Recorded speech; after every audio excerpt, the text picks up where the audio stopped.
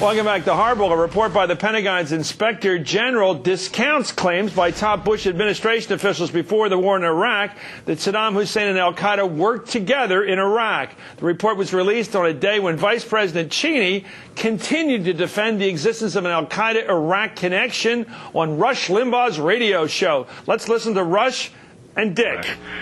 Remember Abu Musab al-Zarqawi, Jordanian terrorist, al-Qaeda affiliate, ran a training camp in Afghanistan for al-Qaeda, then migrated after we went into Afghanistan and shut him down there. He went to Baghdad, took up residence there before we ever launched into Iraq, organized the al-Qaeda operations inside Iraq before we even arrived on the scene, and then, of course, led the charge for Iraq until we killed him last June.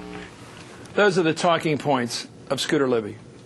Scooter Libby wrote those talking points before he left, and they're given to him by Doug Feith. And now the vice president reads them as if they're the truth today. Are they true, what he was saying? Oh, absolutely not. I mean, I don't know what these guys are on. There were contacts between Saddam Hussein and Qaeda in 94 and 95. We knew about them. They didn't go anywhere. But couldn't you say that about any Arab country? Any Arab country. It means it's meaningless. We know they went. No, we had an inside track on this. You know, in the famous Ata-Ani meeting in Prague. Where never happened. Never happened. The FBI and the CIA said categorically it never happened. Yet they continued to run with this story, convinced 70-some% of Americans Saddam is a lie. This is truly the big lie. Well, you had the vice president saying it, and he does have a credibility in the way he talks. He has this sort of avuncular fashion. He seems like a middle-of-the-roader. He seems like a Leon Panetta or Lee Hamilton, a nonpartisan guy. He's extremely committed to this war policy, and yet he comes across with that we and that we now know, and it works. Chris, it's scary, but it works. It's nonsense. They know where Zarqawi was. He was in Pakistan. He wasn't al-Qaeda. He wasn't al-Qaeda. And it's nonsense. It was a mistake. And the officers who supposedly handled the relations between Saddam and bin Laden have come out and now work for American authorities in Iraq. Okay, let's talk about how this happened. We went to war for a lot of reasons. I mean, I don't think we'll ever get to the bottom of it for 10 or 20 years, but the president wanted to go, the vice president wanted to go, the intellectuals wanted to go, the neocons so-called.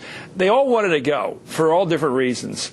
But they made the case we were going to go with the American middle, which who decided we were for this war, by saying there was a nuclear threat. Then they suggested this kind of amorphous connection to 9/11 that somehow, remember the country music, remember how you felt, and all that. It was a continuous drumbeat of the way to get even for what happened to us in New York and in Pennsylvania and at the Pentagon was to go hit them hard in Iraq. That somehow, you know what I mean? They did it over and over for almost 2 years there. What do we do with that kind of propaganda effort? It was at this total point? propaganda. They went to the CIA, they went to the Pentagon, to Doug Feith, and said, give us talking points so we can go to war. And that's when Tenet's slam dunk came in. He says, yeah, so we can sell this case to the American people. But the Middle East is complicated, and that's the way they got away with it. It was... Well, let me ask you for a metaphor. I've been trying to struggle with this, and it's always tricky.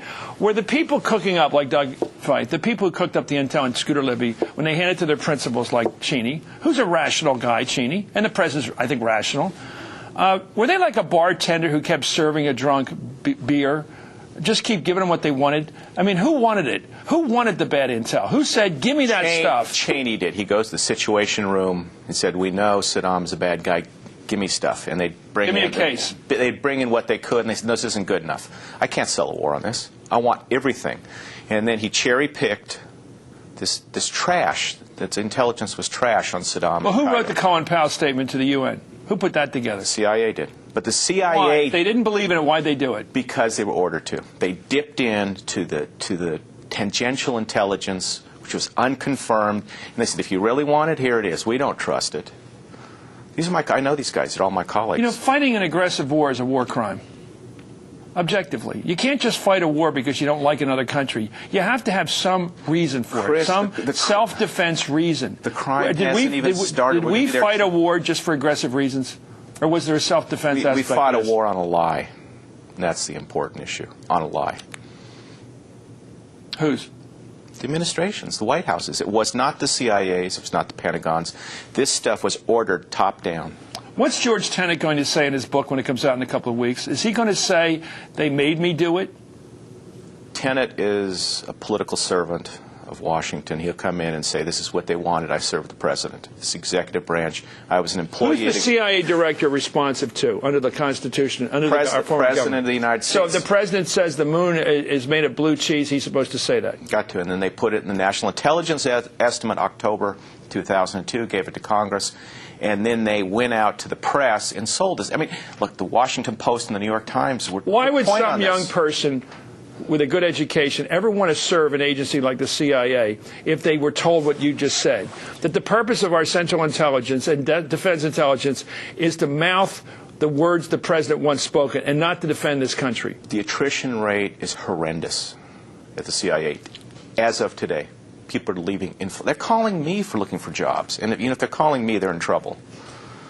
Well, whatever you think about it, we need intelligence. We need it more than ever. And by the way, this director is much better than anyone in the past. He is really trying to Will he stand up against the ideologues in this administration, the Scooter Libbies and the Doug Fights? The Pentagon's still preeminent.